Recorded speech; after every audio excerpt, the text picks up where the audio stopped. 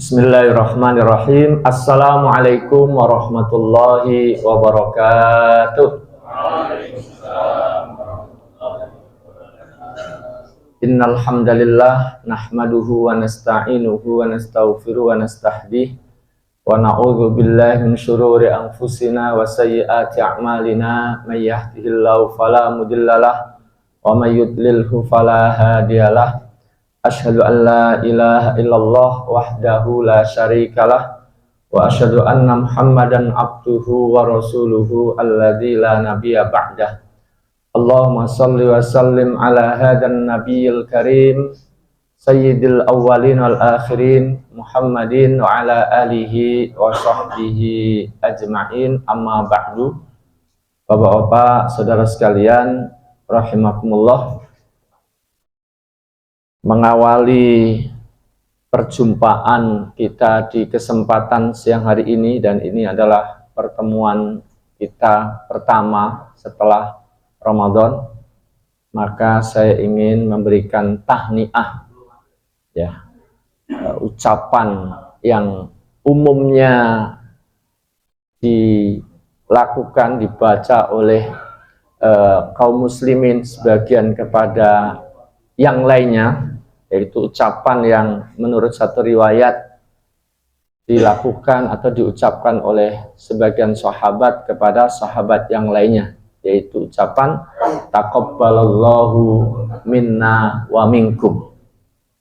Satu ungkapan doa harapan semoga seluruh amal soleh yang kita lakukan di bulan Ramadan, baik siam kita, qiyam kita, tilawatul Quran kita, dan seluruh amal soleh kita semuanya makbulah di sisi Allah Subhanahu wa ta'ala.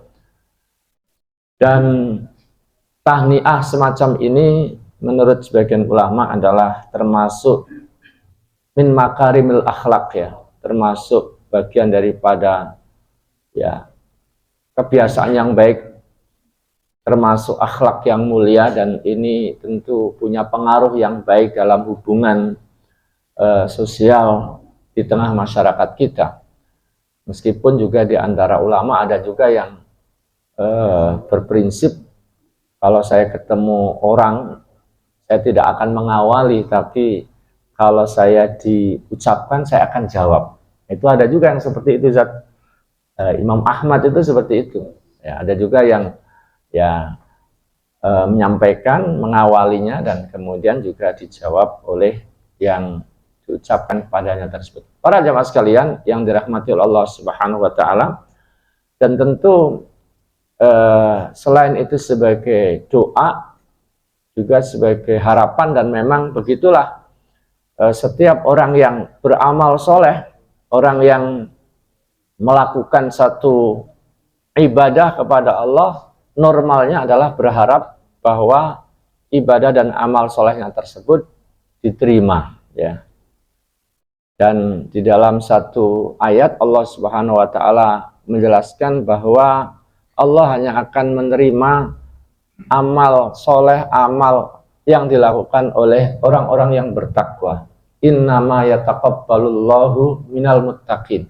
Sesungguhnya Allah hanya akan menerima amal yang dilakukan oleh orang-orang yang bertakwa. Mudah-mudahan puasa yang kita lakukan betul-betul menjadikan kita semuanya orang-orang yang bertakwa, dan karenanya kemudian amal-amal yang kita lakukan juga diterima oleh Allah Subhanahu wa ta'ala. Nah, kira-kira apa tanda-tanda dan indikasi amal soleh seseorang, ibadah seseorang, ketaatan seorang itu diterima oleh Allah Subhanahu wa ta'ala? Nah, sebelum kita masuk kepada tema, saya ingin mengawali ini, ya. Apa tanda-tandanya?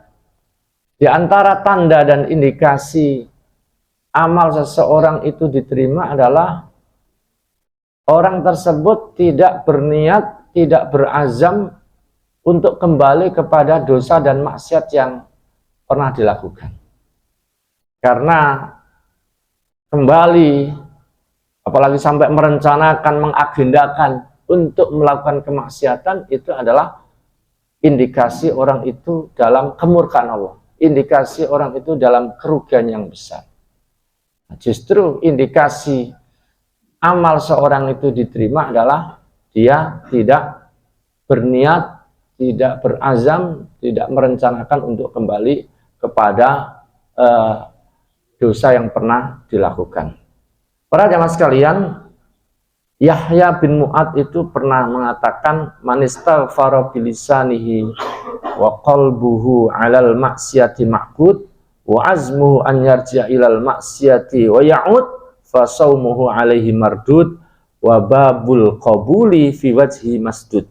Yang kurang lebih itu kalau diterjemahkan, siapa yang meskipun dengan lisannya dia istighfar, tapi hatinya itu masih berencana untuk kembali kepada dosa, kembali kepada maksiat, ya, maka bisa jadi puasanya adalah puasa yang mardud. Mardud itu lawan dari makbul. Bisa jadi puasanya itu adalah tertolak. Pintu diterimanya amal soleh yang dilakukan bisa jadi tertutup baginya. Kurang lebih seperti itu. Para jemaah sekalian yang dirahmati Allah SWT, tentu insya Allah kita tidak dalam posisi merencanakan. Tapi bagaimana kalau kemudian kita tergelincir? Ya, begitulah.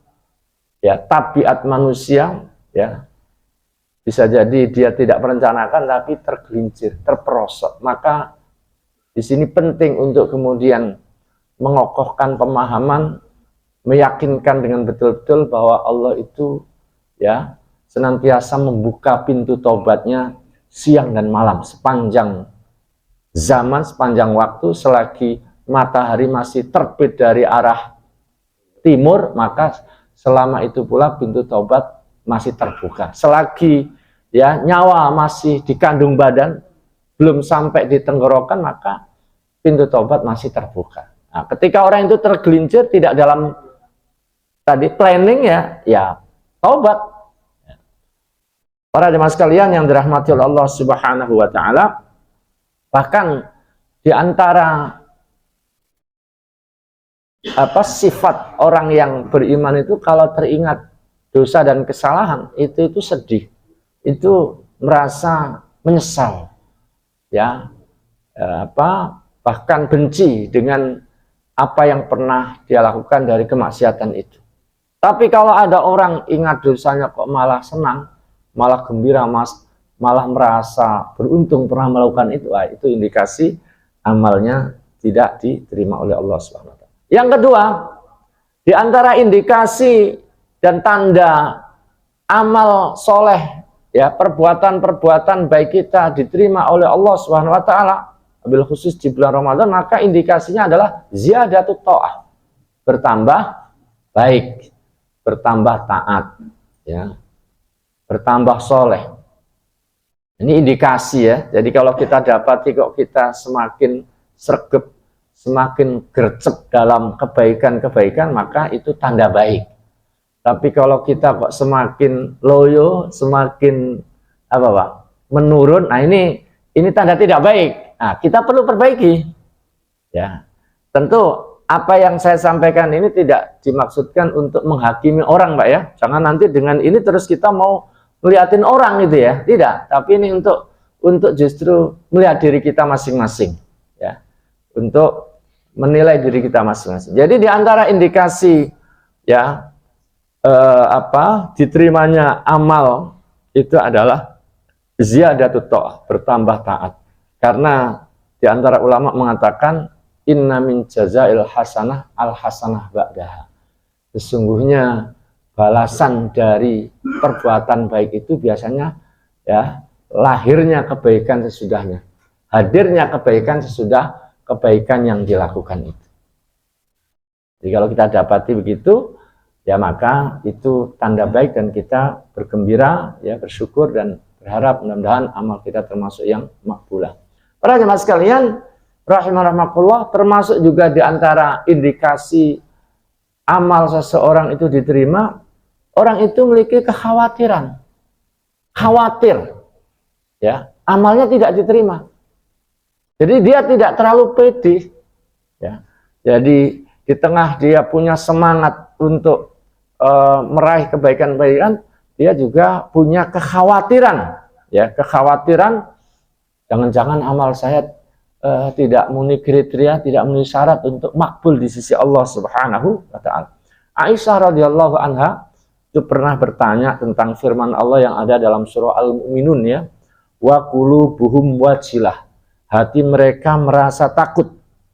Nah, Aisyah bertanya, apakah yang dimaksud itu adalah orang yang minum khamr, orang yang mencuri dan seterusnya? Rasulullah mengatakan tidak. Yang dimaksud ayat itu adalah orang yang dia puasa, dia sholat, dia sedekah, tapi dia punya kekhawatiran kalau amal yang dilakukan itu tidak diterima oleh Allah Subhanahu wa taala. Para jamaah sekalian yang dirahmati Allah Subhanahu wa taala, di samping itu dia juga memiliki roja. Punya roja, punya harapan yang besar kepada Allah. Dan ini harus mengimbangi hal yang sebelumnya itu.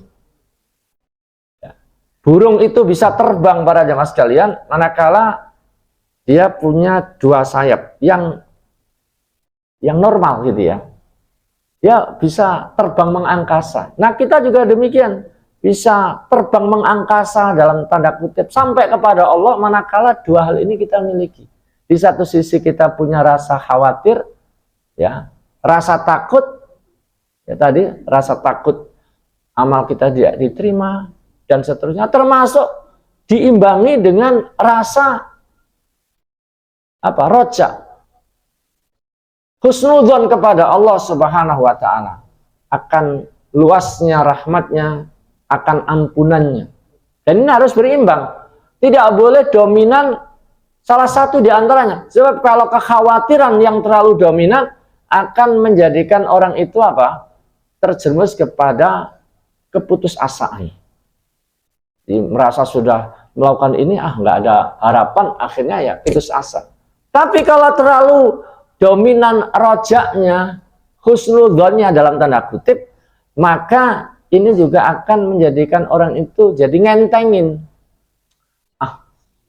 Nggak usah ibadah, yang penting nanti istighfar, Allah kan maha pengampun. Nah, kira-kira begitu. Jadi harus berimbang, dan tentu juga harus diimbangi dengan banyak berdoa kepada Allah Subhanahu wa taala. Karena itu kemudian diantara yang dilakukan oleh Nabiullah Ibrahim setelah beramal soleh, ya, melaksanakan perintah Allah, meninggikan Ka'bah bersama putra beliau, maka beliau melakukan doa atau berdoa kepada Allah, Rabbana taqabbal minna, ya Allah terimalah amal perbuatan kami, amal ibadah kami. Ya, termasuk juga banyak istighfar, ya, banyak istighfar. Makanya setelah sholat, di antara kesunahan kita yang diajarkan oleh Nabi itu adalah beristighfar, ya, beristighfar paling enggak 3 kali, ya. Kemudian juga membaca Allahumma antas salam wa minkas salam tabarakta ya dzal jalali wal ikram. Begitu pula kalau kita buka ayat-ayat tentang haji, setelah orang ibadah haji disuruh banyak istighfar. Ketika Allah menjelaskan tentang orang-orang yang ahlul qiyam fil lail, maka Allah mengatakan wa bil asharihum yastaghfirun. Bahkan di antara doa, ya, doa-doa yang dibaca ketika sujud atau ketika ruku, kan variasi doa itu kan banyak Pak, ya. Misalnya ruku itu ada subhana rabbiyal azim, subhana rabbiyal azim bihamdi. Sujud juga begitu, subhana rabbiyal a'la, subhana rabbiyal a'la bihamdi. Tapi juga ada bacaan yang juga menjadi bacaan ruku atau sujud, subhanakallahumma rabbana wa bihamdika Allahumma firli. Ya, mohon ampun kepada Allah Subhanahu wa taala.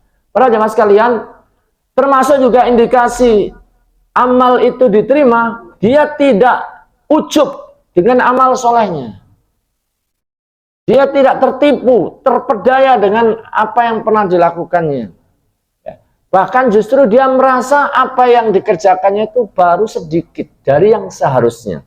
Karena betapapun para jemaah sekalian, kita berusaha semaksimal mungkin kita melakukan, ya, ketaatan amal soleh, hakikatnya belum seberapa dari yang seharusnya dibandingkan dengan karunia dan nikmat yang Allah limpahkan kepada kita. Bukankah kita juga sering mendengar wa in ta'uddu nikmatallahi la tuhsuha. Jika kalian mencoba menghitung nikmat dan karunia Allah, pasti kalian tidak akan sanggup melakukannya.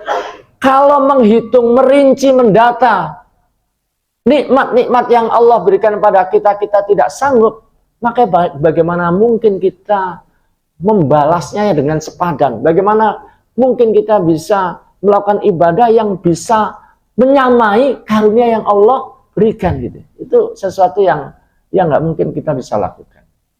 Oleh karena itu, betapapun banyak yang sudah kita lakukan, termasuk di bulan Ramadan, ya, indikasi amal soleh orang itu diterima adalah kita tidak ujub dengan itu, tidak tertipu dengan itu. Bahkan kita mungkin punya perasaan belumlah seberapa. Apalagi kalau kita coba bandingkan dengan para salafun soleh kita dahulu.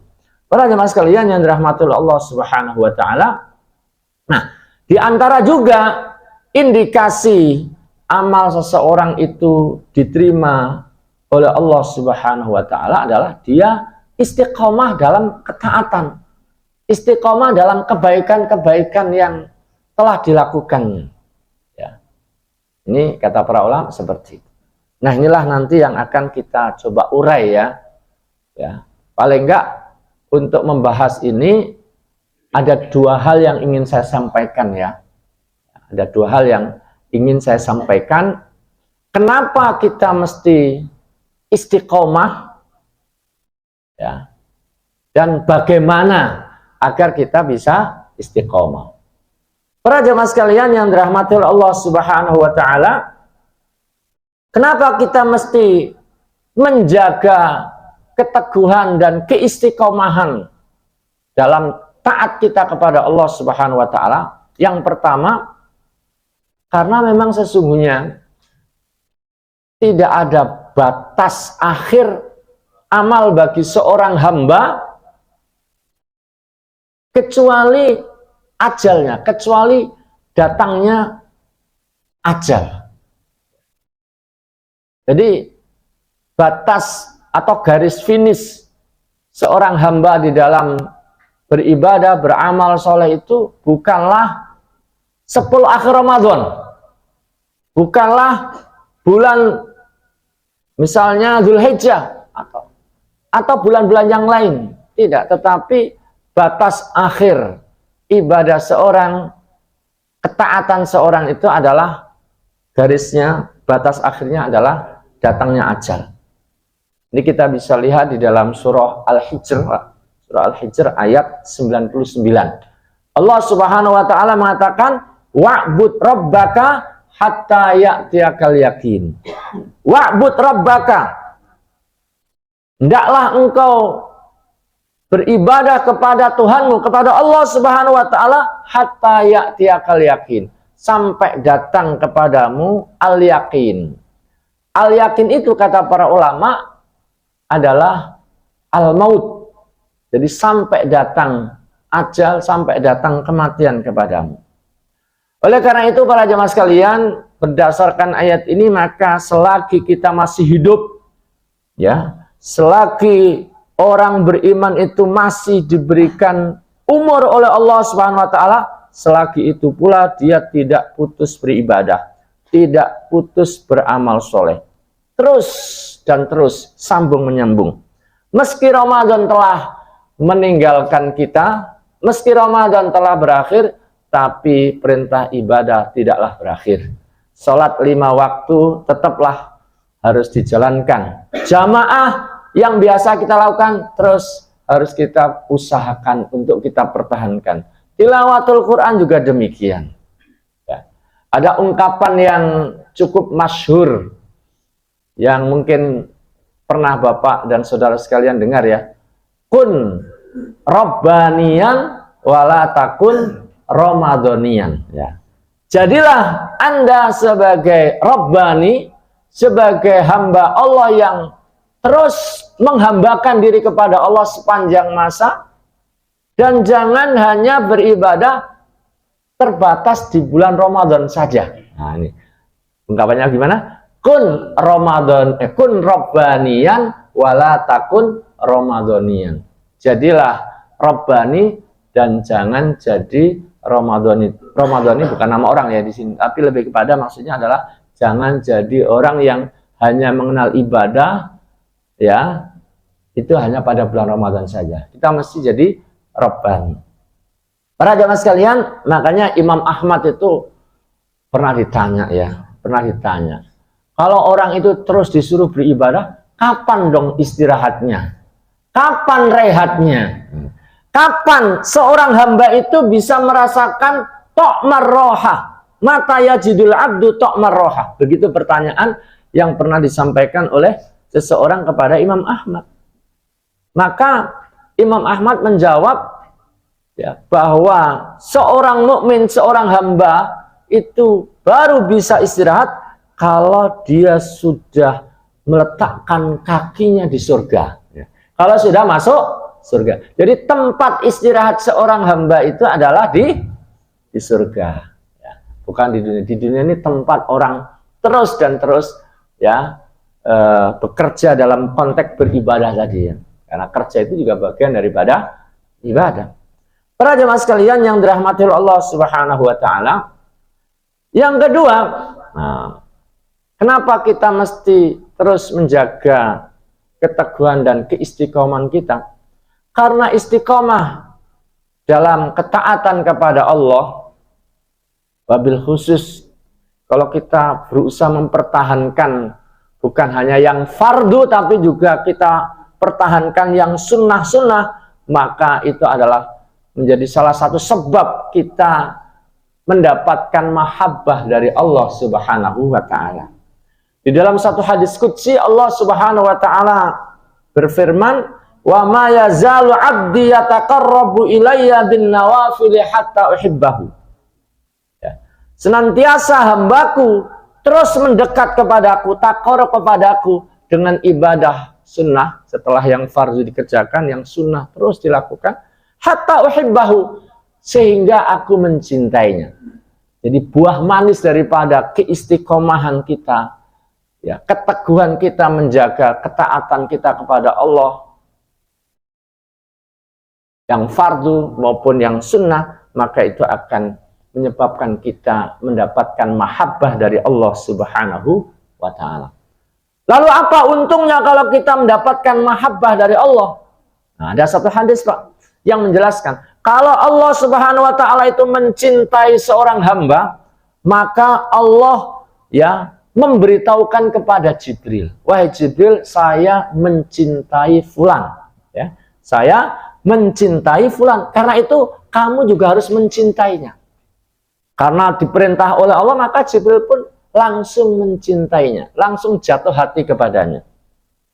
Nah, begitu Jibril juga mencintainya, ya, dia membuat maklumat, membuat pengumuman kepada seluruh penduduk langit bahwa Allah mencintai fulan. Maka jadilah seluruh penduduk langit mencintai orang tersebut. Jadi orang tersebut dicintai oleh Allah, dicintai oleh Jibril, dan dicintai oleh seluruh penduduk langit. Bahkan kemudian bukan hanya penduduk langit, tapi Allah jadikan orang-orang baik di muka bumi juga jadi mencintainya. Dia diterima, ya. Sehingga ya kita kadang-kadang terus mengetahui ada orang-orang yang baik terus jadi viral, ya, diterima, ya, viralnya viral memang viral dalam konteks baik ya, karena banyak juga orang yang viral dalam konteks yang buruk ya. Para jemaah sekalian yang dirahmati Allah Subhanahu wa taala. Kemudian di antara juga alasan kenapa kita mesti harus terus menjaga keteguhan dan keistiqomahan kita adalah karena teguh dalam kebaikan, ya, istiqomah, ya, sabat dalam taat kepada Allah itu adalah bagian daripada sunnah Rasulullah SAW. Memang di antara ajaran Rasulullah SAW adalah mengajarkan pada kita untuk sabat, untuk teguh, untuk istiqomah. Ya. Di dalam satu riwayat itu disebutkan bahwa Nabi SAW kana idza amila amalan asbatahu. Nabi itu kalau melakukan amal perbuatan, beliau sabat, beliau teguh, beliau jaga keberlangsungannya. Jadi menjaga keberlangsungan kebaikan-kebaikan yang kita lakukan itu adalah bagian daripada kebiasaan Nabi Shallallahu Alaihi Wasallam. Makanya dalam riwayat tentang taraweh atau qiyam Ramadan atau qiyamul lail itu kan ada riwayat bahwa Nabi di dalam maupun di luar Ramadan itu selalu melakukan ya tidak lebih atau tidak kurang dari berapa? 11 itu kan menunjukkan kesunahan untuk menjaga keistiqomahan. Begitu pula ya dalam konteks ubudiyah kita, sholat itu sehari 5 kali disambung dengan ditambah dengan sholat sunnah baik qobliyah ba'diyah. Begitu pula misalnya Ramadan atau puasa, ada yang fardu di bulan Ramadan, tapi kemudian biar nggak putus ada anjuran agar kemudian di bulan Syawal juga disambung dengan 6 hari di bulan Syawal. Mudah-mudahan Bapak sekalian sudah selesai nih. Kalau belum masih ada waktu. Ini masih hari keberapa nih? Masih ada waktu bagi yang belum selesai atau belum memulai, masih ada waktu. Itu dalam rangka untuk menjaga kesabatan, keteguhan dan keistiqomahan. Para jemaah sekalian, yang tidak kalah pentingnya bahwa istiqomah dalam taat kepada Allah, ya, tetap teguh dalam kebaikan, itu akan menjadi salah satu sebab kita mendapatkan husnul khotimah. Semua di sini pasti berkeinginan untuk husnul khotimah. Saya yakin 100%, hakul yakin tidak ada yang ingin su'ul khotimah. Betul Pak ya?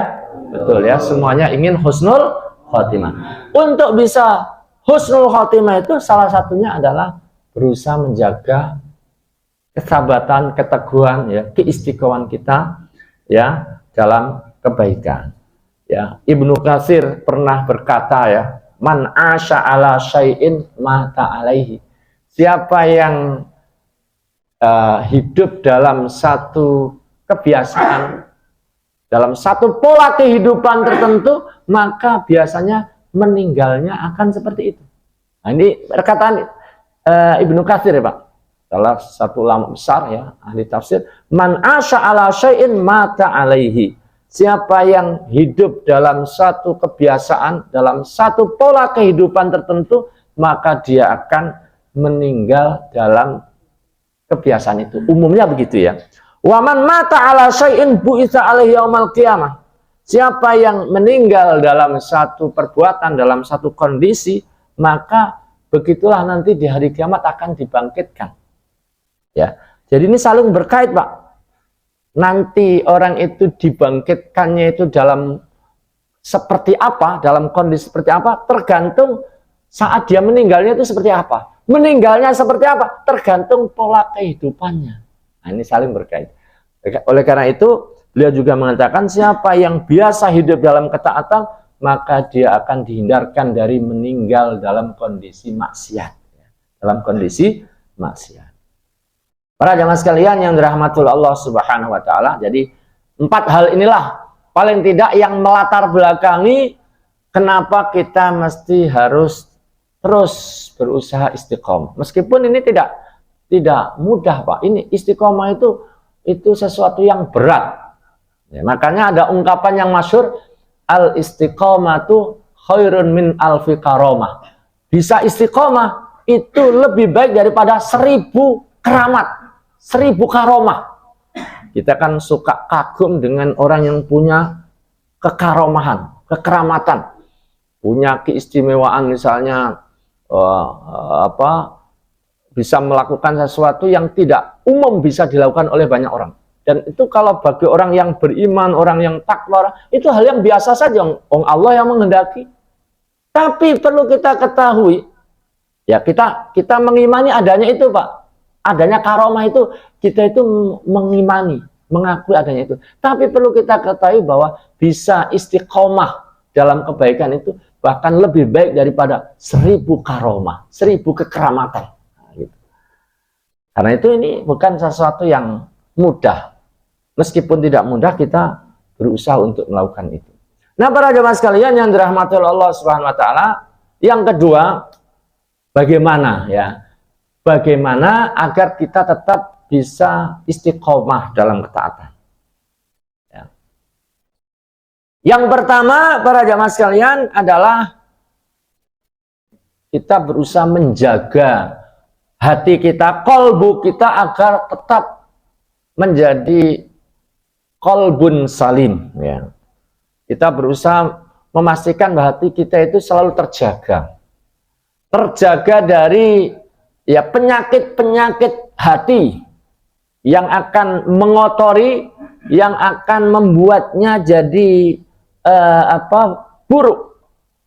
Dengki, iri, benci, hasud, takabur, dan seterusnya. Ini adalah penyakit-penyakit hati yang kita harus berusaha menghilangkan dari kalbu kita.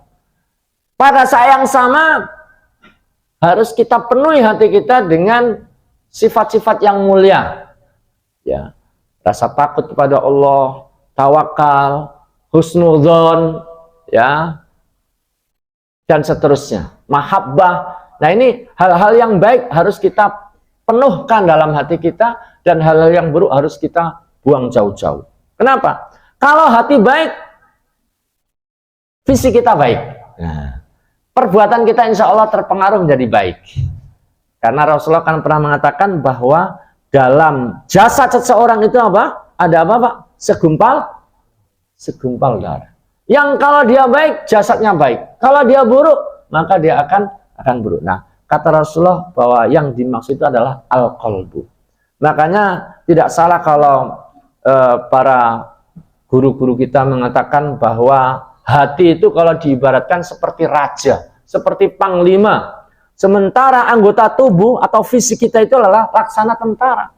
Baik buruknya ya tentara, ya fisik itu tergantung rajanya, tergantung hatinya. Maka kata para ulama, agar ya kita baik, perbuatan kita baik itu yang harus pertama diislah, diperbaiki, dijaga itu adalah hati. Agar hati kita menjadi kolbun salim. Para jemaah sekalian yang dirahmati oleh Allah Subhanahu wa taala, termasuk yang harus selalu ditanamkan dalam hati kita itu apa? Hal yang baik itu adalah selalu memastikan apa-apa yang kita lakukan ikhlas. Karena keikhlasan itulah yang menjadikan kebaikan-kebaikan itu bisa langgeng, bisa ajek, bisa dipertahankan. Ya, bisa dipertahankan. Ini seperti perkataan Ibnu Taimiyah ya, wa ma la yakunu lahu ya la yanfa'u wa la yadum. Apa yang tidak diniatkan untuk Allah tidak akan manfaat, tidak akan bisa mudawam, tidak akan disakal. Tapi maka lillah yabqa. Apa yang memang diniatkan untuk Allah, dia akan baqo, akan bisa kekal, bisa dipertahankan. Para jemaah sekalian yang dirahmati Allah Subhanahu wa taala, yang kedua, mudawamah dalam amal soleh ini juga harus kita pertahankan.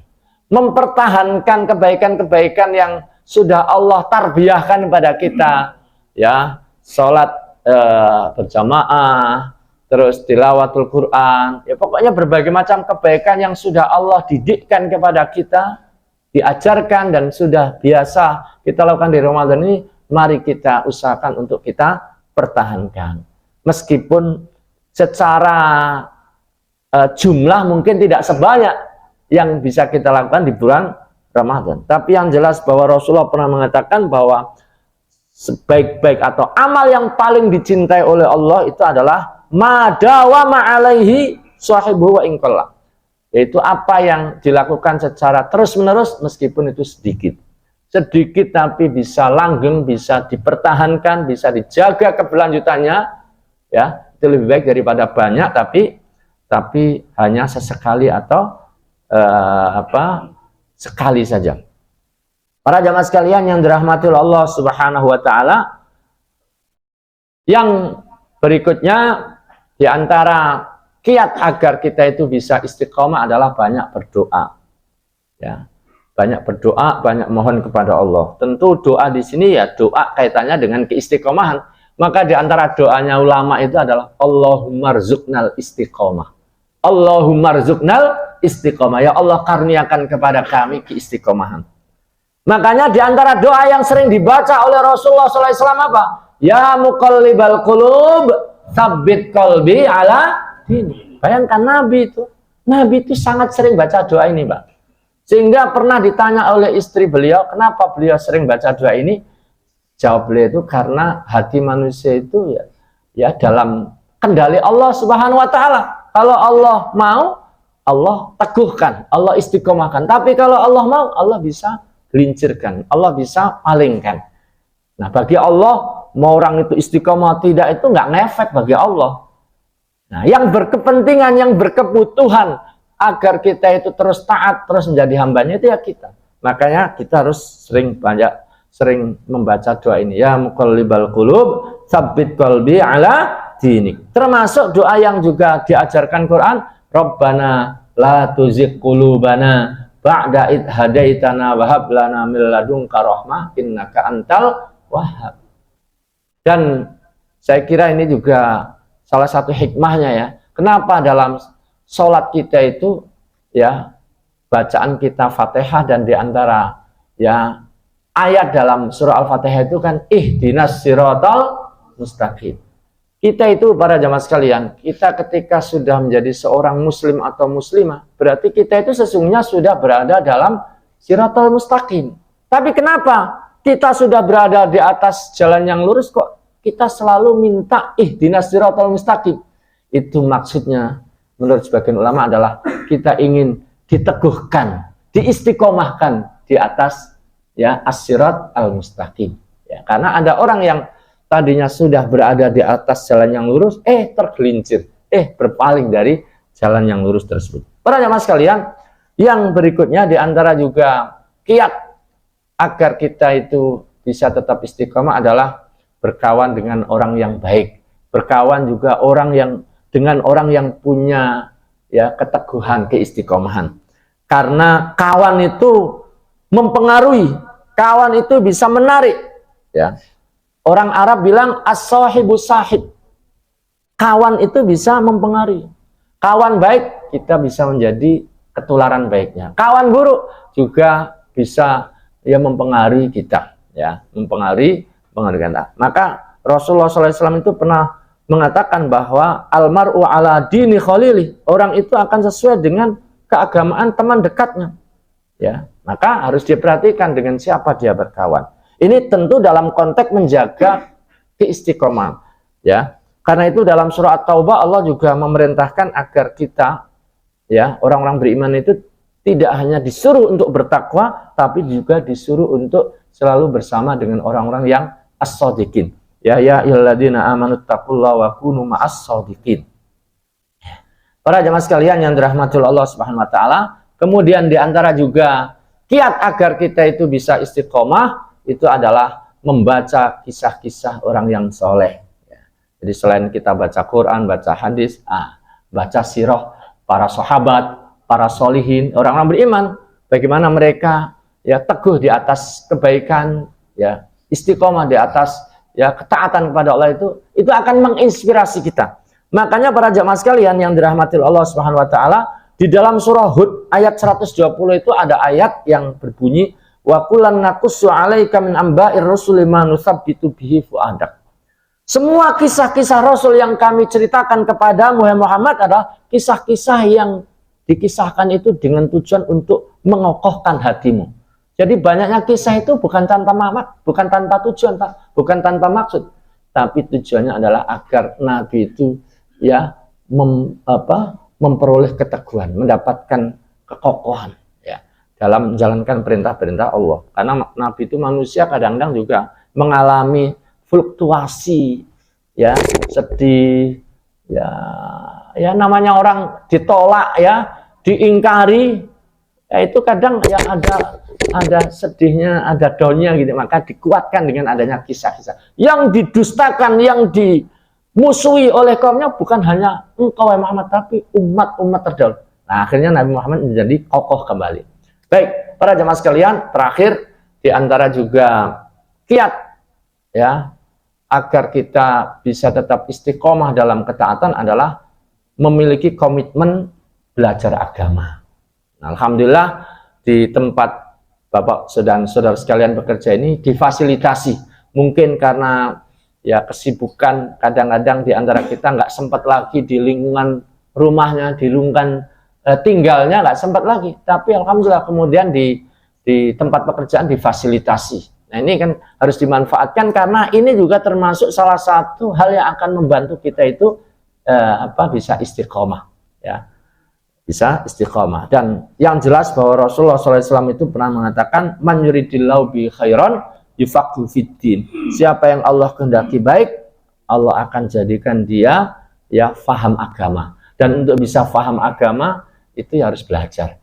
Karena tidak ada orang lahir keluar dari perut ibunya langsung jadi orang alim, nggak ada. Semuanya melalui proses belajar.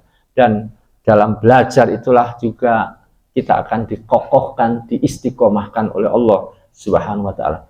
Saya kira ini jamaah sekalian yang bisa disampaikan, mudah-mudahan manfaat, mudah-mudahan seluruh amal soleh yang kita lakukan di bulan Ramadan makbul, ya, diterima oleh Allah Subhanahu wa Ta'ala. Dan yang tidak kalah pentingnya, mudah-mudahan kita diberikan keistiqomahan oleh Allah dalam keimanan, dalam ketaatan, dalam kebaikan-kebaikan sampai akhir hayat kita. Amin ya rabbal alamin. Hadanallahu wa iyyakum ajmain. Ya, saya kira sampai di sini. Sekiranya ada pertanyaan yang ingin disampaikan, mungkin kalau masih ada waktu dipersilahkan.